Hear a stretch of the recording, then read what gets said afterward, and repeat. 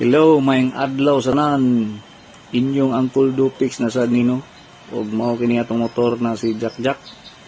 For today's video di ay kay mag-install ta ni atong bagong napalit na side mirror Street King version 2. So napalit nato ni siya online sa panahon nga sale, no. So mao ni ang sulod. Barato ra kini siya mga angkol, no. So di lang na saba kung pila ang kuha ni, basta sa sale na ko ni siya napalit. So mo ni ang sulod. Ito maglangan, install na to ni karong Jack. Paspasan na to. So mo ni, fast forward lang na to mga angkol, no. So before na to install, tanggalon sanay na to tong daan nga side mirror. So di lang kay na ko i-detail ang video kay makita lang yapon man ni detailed video sa YouTube.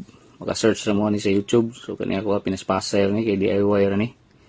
So while magtao ray ta ni mga call, no, kung kamo gusto po mo mag-DIY is kung inyo ni siyang itao dahil sa rin ninyo diretso hugti kay siyempre napatay mga adjustment.